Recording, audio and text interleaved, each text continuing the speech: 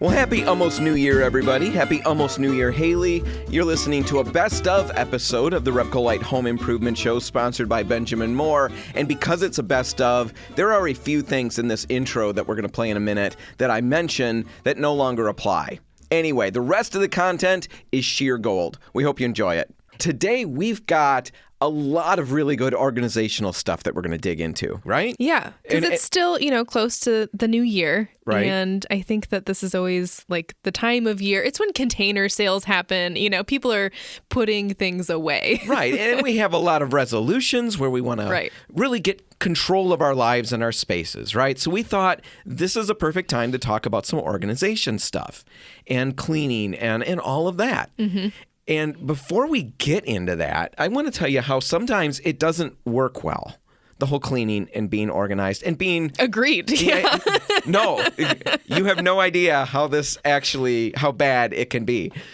So the other day, I go to visit one of our other locations. Actually, it's a distribution center. Mm-hmm. And so basically, they just got an office there and I'm dropping some stuff off, going to put it on the truck to get to another store. Sure. So I go walking up towards the door with my stuff, and I notice a little black plastic bag laying in the ground. And it's garbage. Mm-hmm. Clearly somebody has let garbage lay on the ground. And I'm sure it's some passerby or it fell out of a window. Somebody littered. And I'm going to fix this because I'm going to be that person. Because we've all seen that person who walks past the garbage. Yes. And then we all think, why don't you just bend over and pick it up? Mm-hmm. Well, I didn't want to be that person. So I bent over and picked it up. And it was a little weighty. It wasn't just an empty bag.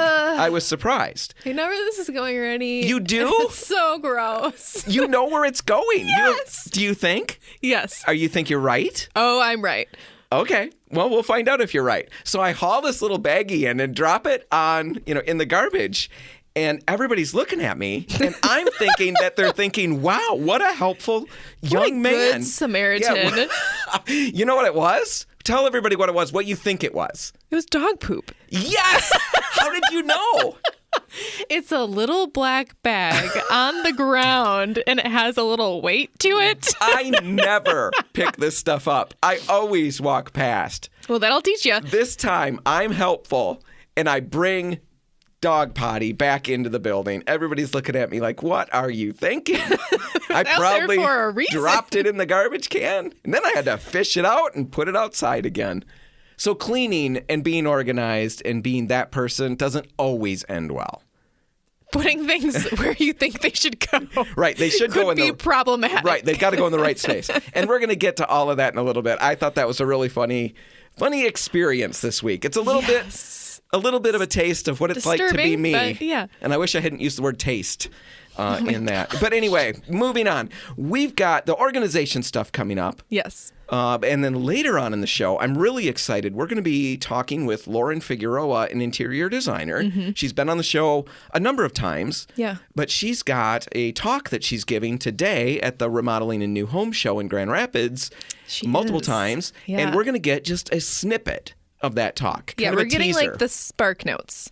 Right. So tune in, listen to Lauren. That's coming up in the third segment. And who knows, maybe what you hear is going to make you want to get to DeVos Place later today and catch the whole talk. And at the end of the show, we're going to be highlighting an incredibly exciting topic.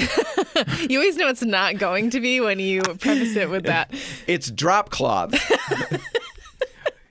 We make it exciting, though. Sit tight. I know that really makes everybody twitchy. Okay, they just get to the drop cloths now? I don't want to wait till the end to talk about drop cloths. It's going to be great, though. Do you think it's going to be the canvas ones or just the plastic? Spoiler alert, it's going to be canvas. You're going to want to be here for that. Yeah, it's going to be fun. We'll make it fun, and we've got a good sale on them right now, which makes it even more exciting. Exactly. Drop cloths are great. Who doesn't love a sale? We're going to talk about all the different things you can do with a drop cloth, and some of my ideas are pretty brilliant. Right? Yeah. That's coming up at the end. Right now, let's start with this whole organizing thing, right? Because getting organized is worth it. I have spent at least an hour looking at the internet. And I have discovered that internet health theorists agree with me. Getting organized is worth it. Here's what they say will happen once you get organized. Because a decluttered, organized home is going to bring relieved stress. Relieved stress. Is that such a thing? I think we the stress that I'm getting is relieved. Your stress. Let's just say it that way. That sounds way more intelligent. Yeah. So a decluttered home will relieve your stress. See how smoothly I did that? Also, it will reduce your time spent cleaning. Who doesn't love that? Yeah, it saves time. Right. The internet theorists, that's what's going to happen when you're organized. It's going to help us focus better. We know that's true. I'm going to be able to focus. How many times, Hailey, can't we focus when our desk is cluttered? Because you've got papers everywhere. We don't have to throw stones and point fingers. These are our papers. This is our space. And that brings to another point that internet theorists say is that when a space is disorganized, it affects everybody in the space, even the people who didn't create the mess. And you'll attest to that, right? Look at that. No pointing fingers. But... Right. So getting our spaces organized is important. We all know that. Whether the internet theorists are right on everything or not, we know it's important. But the big question is, how do we get there? You know, on the show, we've talked about organization and decluttering before plenty of times. But I think it's one of those topics that really can be explored more deeply.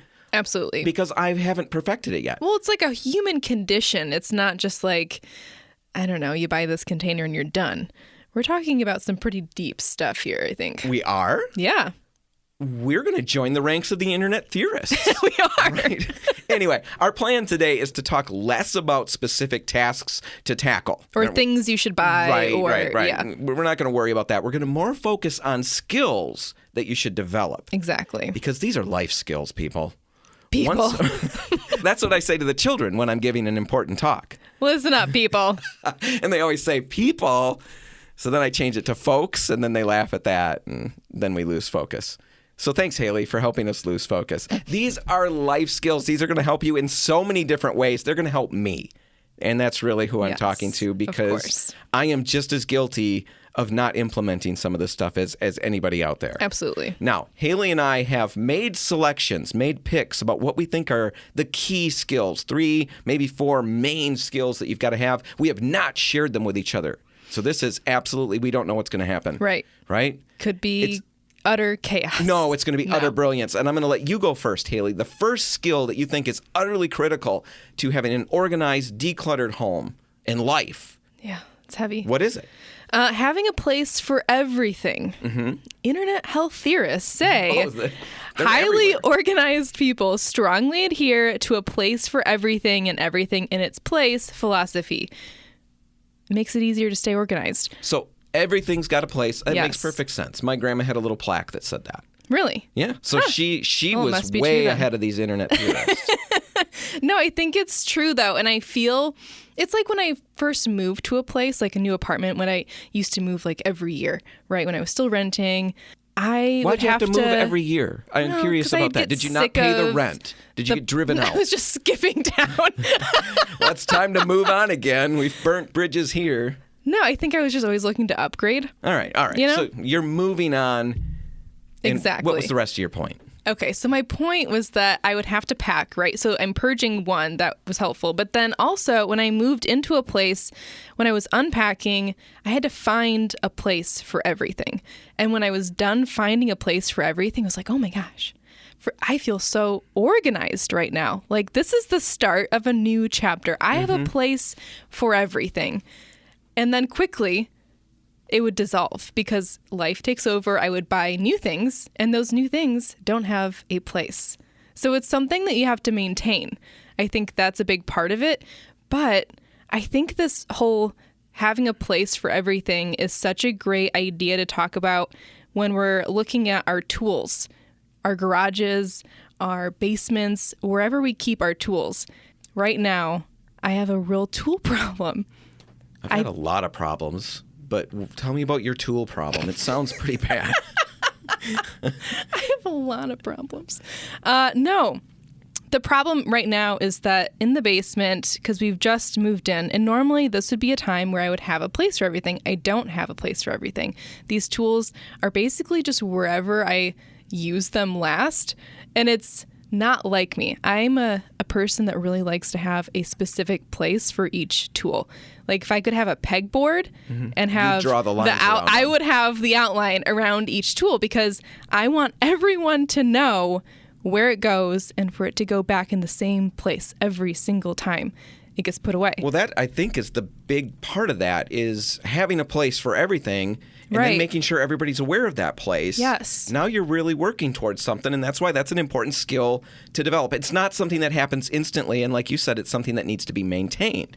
Right, because if I buy a new tool and I don't have a place for it on the pegboard, I mean, what do I do now? I know. The whole thing falls apart. That's my dad's whole life is reorganizing his tool wall and display. Oh, yeah. He'll get something new and, well, Dad's going to be down there for 3 weeks getting everything aligned again. He's like playing Tetris on the walls. Yes, exactly. It's a fun game. Well, I think that's really interesting. My first one, it fits really hand in hand with that, and it's put items away now rather than later. If we can train ourselves to do that, it fits right with what you're talking about. Absolutely. You're in the spot where you're pounding a nail in to hang a picture and you're setting the hammer down. Exactly. Because you'll get to it later. Right. But you mentioned when you were talking, life gets in the way. And we never get back to that. And that's why that is utterly critical. If you can develop that skill. Right. And I don't know how much of a skill it is, as much as it's a habit. It's a habit, a work ethic, whatever it is. Because it's not easy to do. We're normally, by the time I've accomplished whatever work I'm doing, I'm tired. I tire quickly, Hailey. And then I don't want to spend time. Well, you're burning pretty bright, Dan. I am. It is hard to burn this bright all the time. And when I do stop, I'm ready to crash. But I still got to push myself that last little bit to put things away. Well, it's like pausing, throughout the job almost. It's not waiting until the very end because I think there are parts in jobs usually where you're done with that tool for this job. So it's slowing down to a certain point, right? Because part of the problem, I think, is that we just get going, and we're not slowing down to really think about our workspace at all or what cleanup is going to look like. Well, I completely agree. And that's where, again, these are skills that will apply to so many different areas once you start developing this pattern. And I think of that with cooking. Oh, It's exactly what happens. Yes. And it's exactly what I do. I have to clear the workspace as I've finished with this, wash these dishes, move on while this is doing this. It's multitasking, but it's also putting things away, and it makes that next step, the final cleanup, so much easier because I've been on top of it.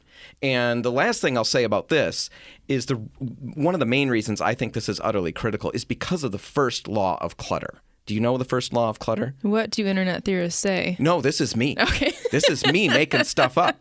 My first law of clutter that I tell the children when I first start teaching them about how much we should hate clutter. Wait, why isn't the show Dan's Laws of Clutter? It should be. It really should be. It should be Dan's Laws of everything. But my law of clutter, my first law of clutter is that clutter grows.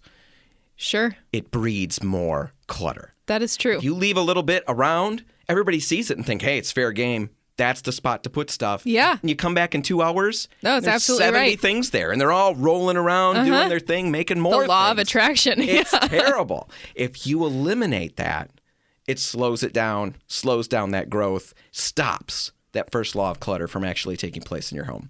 All right. That's all the time we've got for this segment. We've still got more things to talk about, right? Yeah, way more stuff. We feel like we're on a roll? We're on a roll. All right, we're not going to abandon this topic. We're going to just pause for a second, play some commercials, and when we come back, we'll pick it up with more of Hailey's ideas, right? Another Dan's Law of Clutter, probably, too. Maybe. We'll see. That's all coming up in just a minute. Stick around. And we're back. You're listening to the RepcoLite Home Improvement Show, sponsored by Benjamin Moore. And Hailey, we're right in the middle of a list of skills that we're recommending if you want to try to stay organized this year. Skills to develop that will really help you. We already covered a couple. We each had one. Mine was brilliant. Yours was really good, though. It was a really good try. All right. Yeah, we'll see if I do better with this one. How's that? I don't know if you will, but give it a run. All right. So my next one is staying positive, which doesn't sound, I don't know. Yeah, how does that help? I'm positive. internet theorists suggest that people with more positive outlooks on life do better with keeping healthy daily routines, which is what this really boils down to, right? It's sticking with a routine. Mm-hmm. And I think this is actually the part that I struggle with the most. Is staying positive? Yeah, well, I'm kind of a perfectionist, and that really has a negative impact on creating or sticking with projects or new routines, because if I see that it's not being executed at the level that I know that it should be executed at, or if it's not, great right away, then I just abandon it and I never go back to it. And so if I would just allow myself to say, okay, all right, you didn't do great today, but tomorrow you have another shot. If I got back on the horse, then I'd have a better chance of staying organized throughout the entire year and not just starting it, falling off, and then deciding, well, I just failed. I'm done. Well, I think, yes, that ties right in with one of my other ideas that I had, and it's something that I stumbled into. Makes perfect sense. Same thing, is to understand that this is a process. Yes. And not an immediate project. Right. Just because you're trying to get organized doesn't mean you need to convince yourself that, boy, if in 4 hours I don't see some dramatic results, I failed. And that's what you're talking about. And that is the tendency. We tend to do that. A lot of us do. And really write yourself a blank check here and let yourself take the time that it takes to get where you're going. Understand that as long as you're working towards that goal, that's the positive step that we're talking about. That's the skill that you're trying to develop. You may not perfect it. Exactly. Who knows how long? I mean, it's going to take me forever. I'm going to be way dead before I've perfected anything. But if you keep a certain level of optimism, then that's what's going to fuel the dedication it takes to really stick with these healthy routines. Yeah, it feels touchy-feely, but it's actually good stuff. Yeah. What's next? What's your last one? My last one is kind of what we just talked about in the last one, but it's having a productive daily routine. So part of that, the part that I'll touch on here, is just making a to-do list, and a reasonable to-do list every day. Mm-hmm. It kind of goes back to the perfectionist thing too. If I don't complete everything on the list, then I feel bad about the day rather than looking at the things that I did accomplish. And I think the most important part of the to-do list is doing the thing that you don't want to do first and getting it out of the way. Oh, yeah. That's absolutely critical. Because once you're over that hump, everything else is gravy. Gosh. Like, this day's amazing already because I already did that really hard thing. Yeah. My thing that helps me most of all, this is it's not a skill to develop. This is just something to practice, put into practice. Mm-hmm. It's actually the opposite of what we said we were going to do in this segment. This is literally a practical thing. I've talked about it 100 times.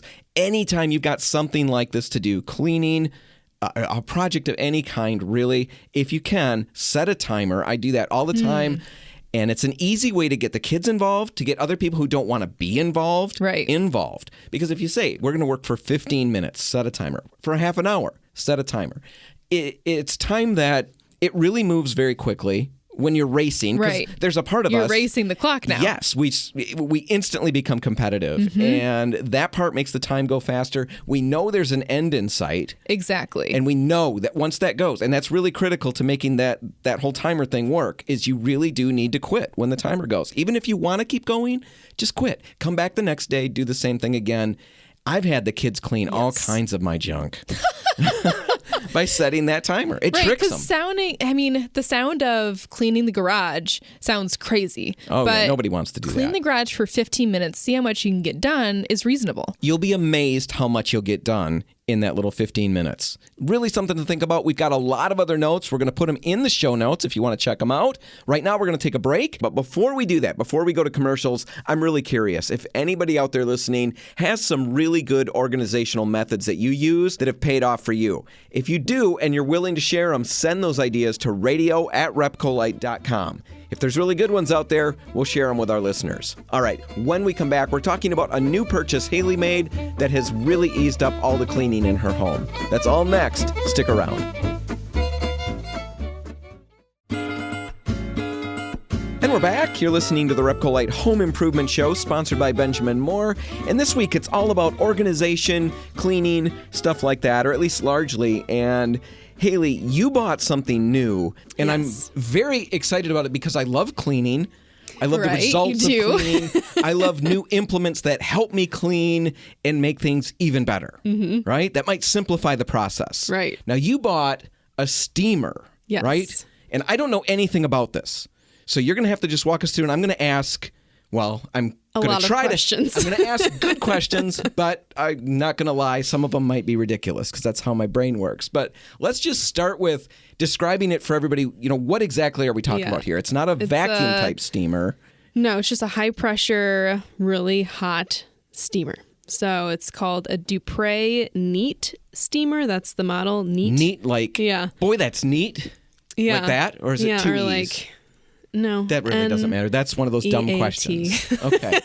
So what does it look like? It was like a little... Yeah, it looks like a boxy little thing? white box. Really simple. I liked the design of it, first off. Just like a really dumb reason to buy something. It stresses the importance of good design, though. Yes, there are it people does. like you who, Yeah. if it looks cool, they want to own one. Well, I clicked on it because it was like, oh, look at this cute little white box. And then the reviews were really good. And it had all of these attachments, and it got really hot, up to 275 degrees, which is higher than a lot of the other ones I was looking at. And it could clean for 50 minutes with just the one fill. And it had really kind of amazing before and after pictures that Okay. people had posted in the reviews. So, All right. So- it so- seemed like so- a good product. That all makes sense. Yeah. I get that. Why in the world are you looking at I mean, most people aren't just browsing the internet looking for a steamer. Yeah, I would have never What in the world? thought to buy a steamer. No, I didn't either. When you mentioned that you bought one, well, first you mentioned we should talk about it. Yeah. And you were then- like, why? Why? Yeah, and then you mentioned that you bought one. I thought, why? What in the world had you looking? Well, I know what had you looking, Yes. but What had me looking was my paranoia because of our upstairs neighbors. A few weeks back, we mentioned that my upstairs neighbors had bed bugs. wah, wah, wah. Yeah, really scary. This was before as we were moving out of that apartment into our house that we just bought. So I was really worried about bringing anything with me. I wanted to clean everything really well. They had bed bugs. You knew that. Yeah. And then you started noticing little bites. Yeah, I had So- 3 on my hand. Yep. And then my favorite part of this whole story is that one of the days you just worked from home because you found a bed bug. You texted Yes. me and said, I found one now. I literally saw one in my Yeah. place. I'm going to work from home because I'm grossed out, right? Yeah. The next day, I felt bad for you. Yeah, I felt bad for you that me. day. The next day you came to work and you were telling me the story and you had found it on your work bag, your little bag that you bring with you. Yes. And we had just been traveling to all of Yeah. our stores and that bag had sat in the back of my truck. Yeah, so for the past month now, really, Dan has been extremely paranoid. I wake up at night and get a flashlight out. I'm not joking. I'm looking for bites. I'm looking for Oh my bugs. gosh, you do not have bed bugs. I hope I don't not. even have bed bugs, really. So you bought the steamer with that in mind because that is freaky. Yes. Once you get that in your head. And really, I think all it was in our apartment was a little hitchhiker that got attached to me in the hallway. And that was, all it took for me to just be Well, heck, pedal for to the me too. floor. Like, we're cleaning every single thing in this Just apartment. you having them in your apartment freaked Yeah. me out. So I get that. Yeah. So you bought this steamer with that in mind. And I was still, as much as that did freak me out, Mm-hmm. that's still, man, I was thinking for one use, to Right. kill bed bugs. It's Yeah. not going to hopefully be a regular thing for you. If it is, there's maybe another job somewhere else for you. But then you talked about how there's so many other things you can do with this. And I Yeah. was blown away. Well, because so I let's looked go through it. with the bed bugs in mind. I just wanted to be able to kill them. But then I'm looking, and there's all of these attachments to clean all kinds of things. So it comes with 10 different attachments.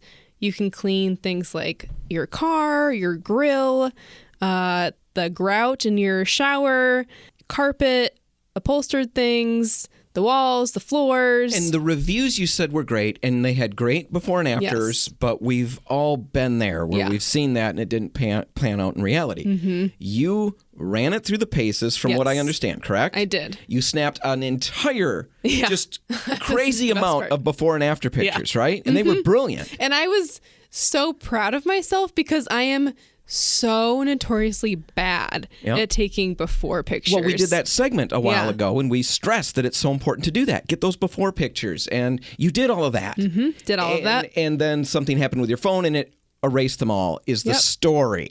I think you just I didn't do came it. into work and my phone it's a new phone. Yeah. It's saying, hello, I'm a new iPhone, basically, How does that even happen? I don't know how it happens. We can't solve that here. But the bottom That's line craziness. is all of your pictures are gone. Yeah, all of my apps, So we're going everything. to have to rely on your truthfulness to help us understand if this really worked. Now, Yes. what I want to get to is all the different things you did. I want to Right. know the success level of it. So let's just start. What was the first thing you tackled? The first thing that I tried it on was the stove, because we just got this house, and the stove that was in there is white enamel, and it's a gas burner, and it had just like black around two of the burners. Sure. A lot of it. Yeah. And honestly, it was so black and burnt looking that I thought that's just metal. It's like the enamel was scraped off Sure. or something. And I remembered what That's you what had. I thought I had on mine. Exactly. I used you moved in, you thought, oh, this is just the way that it is. Found out that with a real heavy-duty cleaner, really nasty cleaner, I mean, it'll do it, but Yeah. it burns, it'll take paint off, all kinds of Right. things. I was able to get those cleaned. I'm very curious, how did it work with the steamer? Really well. Really? So no chemicals at all, just this hot No steam. chemicals. Hot steam. It wasn't. Hot steam. It I don't was think not. I guess there is cold well, steam, right?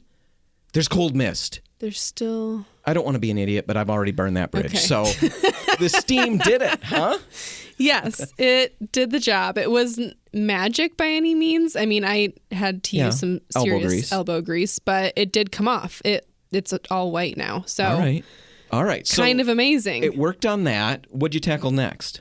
The next thing that I tried it on was this couch that we just got.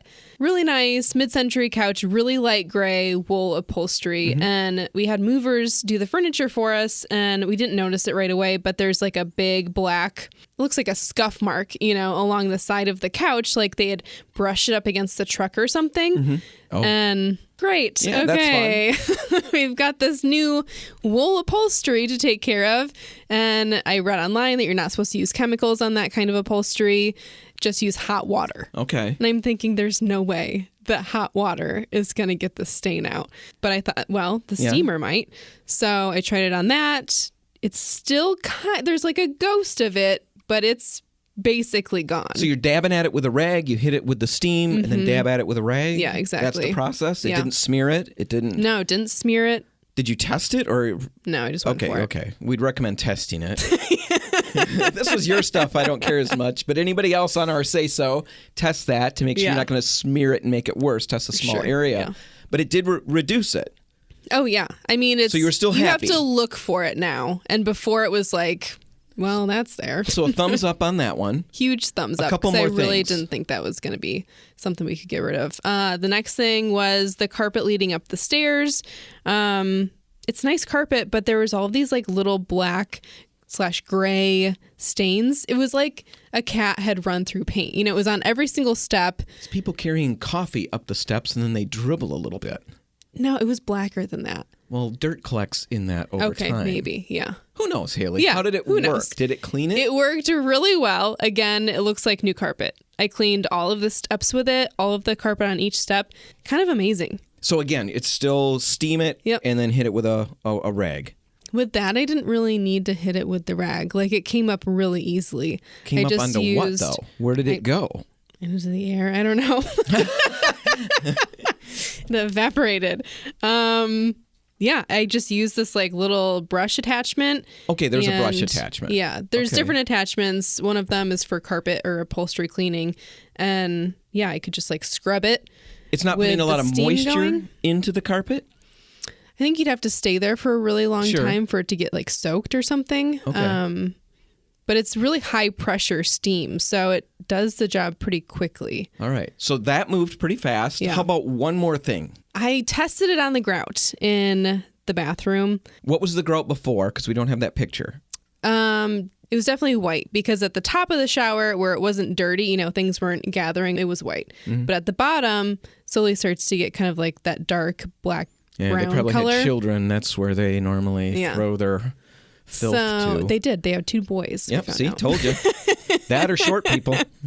And I didn't love it for that. It did clean it. Like I could see the dirty water running down. Yeah. But it didn't necessarily get rid of the stain. All right. So it didn't do much for the grout. But what about things like soap scum? And did you test it on that stuff? It cleaned the shower really well. I mean, any of that soap scum, the dirt that was built up in the grout lines, you could see the dirt coming out of everything. I want to pull this out of you because it matters so much to me. The soap scum. How easily did that come off? Extremely easily. Like super easy, like magic. That's like where it started to feel like a magic wand. Oh my goodness. The stains and things that I was talking about before were not fun work to do with this. The fun of this thing came when I was just doing general cleaning. That, hard watermarks in the kitchen sink just disappeared. Really? I mean, those two? The stainless steel kitchen sink looks brand new at this point, just from running the super hot steam over it and then wiping it down afterwards. And it was amazing. Just run it over Exactly. So you're not scrubbing? No. I want to go back to the soap scum one more time. Not scrubbing. Oh, see, that's a little bit what heaven's going to be like. The soap scum's going to just come right off. What heaven is like. I so hate the soap scum. It's the eternal battle. I have a great cleaner that I like, but it still takes I will say, though, the thing about cleaning the stove that I didn't like and the bathroom that I didn't like is that this thing, when you have the little cleaning nozzle attachment on, it's going through a very small opening at this point, and that steam is loud coming out of that when it's going up against a reflective surface. I would recommend people wear earplugs. That's the kids it's wear so earplugs. Loud. The kids wear earplugs already when I clean because I'm yelling about the soap scum. So I can handle the blast from the steam. It feels like I was using a pressure washer without spraying water everywhere. It's just, there's a lot of steam, but you've sold me on it. It's the what again? The Dupre Neat Steamer. Okay, we'll put a link to that in the show notes. We'll put a list of all the different things that you can clean with it. Roughly, what did it cost? It cost me $150, but that was a sale price. Normally, it's listed at $199. Is it worth $199? I think so, because it would make cleaning everything so much easier. There's no products to keep track of. I'm not switching the type of cleaner that I'm using from room to room. And it's just water. There's no smell. Easy to haul around? Yeah. It was super light. That's the other thing. This thing is really lightweight. It's got a handle on the top and it has wheels. So it just drags right behind me. And the hose is super long too. Did it leak? Anything like that? No dripping? leaks. No burning hot couplings or anything like that? No, yeah. Everything that I was holding stayed. It wasn't cold by any means, but it did not get super hot. All right. We'll put a link in the show notes for exactly what Hailey bought. Check it out. Now, there is one other thing that you could probably do with it that we haven't talked about, but we're going to, and that would be to use it as a wallpaper stripper. Yes. Now, we'll talk about that in just a minute. Stick around.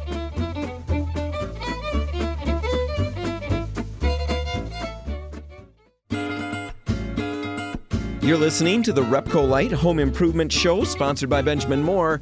And Hailey, last segment, we talked about your steamer. Yeah, my new steamer. All kinds of cool stuff that it can do. And we ended the segment talking about one other thing that potentially it could be used for, and that's steaming off wallpaper. Yeah, I really liked the potential of that because it's kind of my biggest fear of putting up wallpaper, which I really want to do for the design impact in a couple spots in the house. But the fear is, okay, I'm not going to be able to strip this off easily if I change my mind in the future. See, now that's a false fear. If you install it correctly, pulling it down and removing it is not as bad as you think. Okay, that's good. But if it's not installed correctly, it can be a real pain in the neck. And a lot of people deal with that. A lot of people hate taking. Most people hate taking. Yeah, I don't know that many people enjoy it. No, there's a very few people that celebrate when that's on the list of to-dos for a day or a week or whatever. But wallpaper steaming is one way to get that off, and this steamer would function for that, right? Yep. People in the reviews actually used the floor panel for that because it's the largest attachment, and they said that it worked really well, actually. Right. So with all that said, that's just one more reason to maybe consider that steamer that we talked about in the last segment. Right now, though, let's transition into dealing with wallpaper because people hate it so much, hate the idea of stripping the paper down, that we get all kinds of questions. And one of the most common questions is, can I just paint over the paper that's on the wall? Yeah, it seems like the easy solution, but it's really, you can tell, one. I don't think it ever is convincing that there is not wallpaper there underneath the paint. You can always tell. Right. See, patterns with most papers are going to have a pattern of some sort on them. And when they're all put together, the pattern hides the seams. right? And the better Exactly. job you do installing it, the better those seams disappear. Well, the thing is, when you remove that pattern by putting a solid color of paint over it, all of a sudden those seams really, really They're jump out at you. so obvious. So we would recommend, for a number of reasons, not to go ahead and paint over that paper. It's still better to strip it off and go through the work. And we're going to walk you through a real bird's eye view of what that work looks like. Yes. But the seams becoming visible is one reason not to paint over the paper. Another reason is that it makes it way, way tougher to strip that paper down the road. Yeah, now you've painted over it. You've sealed the wallpaper behind paint. So it's even harder now to remove it in the future. I mean, if you change your mind and realize after you've painted, oh, I can see all the seams and this does not look as great. Yeah. Now you've made the work so much harder for yourself. Right. And even with a steamer in that instance, it can be really, really bad. Yep. So one other reason you stumble into is that water-based paint could actually potentially activate the paste that's holding the paper on the Right. wall, reactivate that, and potentially you could have that paper bubble up, come loose in a few places, even come down. Now, it's not terribly likely, but it is possible. Yeah, you could end up with a mess. Now, if you do decide that you absolutely have to paint that paper, because it can be done, Yeah. and maybe for your situation it makes sense, well, you could just go straight to water-based paint and roll the dice on that. Chances are you'll be okay. It's not going to take the paper down. Chances are it won't do that. But if you want to completely avoid any possibility of that happening, an oil-based primer would be the way to go. Put that on first, Right. and then your water-based paint Now over you top. don't have the water seeping in and activating the adhesive under the paper. Right. But with all of that said, I don't want to give the wrong idea. I don't want to encourage this because it's just not a great system. If you're ever going to want to take that paper down, you're better off to go through the work of removing it now without putting paint over top of it. Yeah. Just making it worse if you put paint on it. Yeah. So when you're stripping it now, because that's the best option, if you're not going to use a steamer like we've talked about, which is a great tool, recommend it. There are other tools that you want to collect. Things like the Diff wallpaper stripper. That's a solution that you would spray on. Paper Tiger. It's kind of like a scoring tool. scoring. Yeah. Thank you. The face paper won't allow usually water to penetrate through it. The stripper solution won't get through it, so you've got to score it. You've got to put little holes in it. That's what this Paper Tiger will do. It will safely do it if you use it in the correct manner. You can use coarse sandpaper to do the same type of thing as well. Yeah. You said there was a painter that used to just scuff Yeah, just scuff it up with sandpaper. and spray it down. Right. I like the Paper Tiger better. It's a little quicker, but either one of those things will do. You need a spray bottle to really put that solution onto the wall. We have a pump-up spray bottle, like one of the little garden sprayers, That's only this is smart. a little tiny handheld one. It's great for stripping paper, but it's also great for just general cleaning. Really like that. Basic tools like that. Get a flat Putty knife. Right. Lots of towels, drop cloths, things like that, because it can be messy. The biggest thing, we don't have time to go into the whole, here's how you strip the paper down. The biggest thing that people mess up when they're trying to remove wallpaper is, well, first off, they didn't install it correctly in the first place. Or the people previous to them Right. didn't. Use a wallpaper sizer. If you're putting paper up, the wallpaper sizer is really critical for removing the paper down the road. But you can't fix that now. So the biggest thing that people do wrong when they're pulling paper down is they just don't give the stripping solution time to work. Right. We spray it on the wall, and then we want to get at it quicker. And really, the thing to do is to score the wall, spray it on, and let it soak 15, 20 minutes. Keep it wet. Come back and tug at it a little bit. If it's still not coming off easily, spray it down again and just let it work. Get coffee. Do what you've got to do to let it work. It seems counterintuitive because I'm not doing anything, but it's way better than rushing it. Yeah, I've definitely heard of people not keeping it wet enough as they're trying to work it off, and I think that's a big one. Right. So that's the main thing. The other thing that happens that you really want to watch out for is once you've got that paper off, a lot of the times there's paste residue left on the walls. Right. Water-based paint can react with that, and you can get a texturing problem. So you've got to make sure that you clean those walls down really well, and it might even take a little bit of wiping them down with a thin-down solution of that diff stripper again. Anyway, we don't have time to go into more of it. If you've got questions about stripping paper, it's not as bad as you might think. It's definitely better to take it off than to paint over it. Stop out at any RepcoLite or Port City Paint store. Ask us questions. You can go online and chat with us there. We'll get you the answers and walk you through your project. All right, Hailey, that's all the time we've got. We're going to wrap it up. If you want to catch this one again, you can find it online at RepcoLite.com. Whatever you do today, you don't have to make paint a part of it. I'm giving you a weekend off. Yeah, that's nice. Just have a great day. Have a great new year. I'm Dan Hansen. I'm Hailey Johnson. Thanks for listening.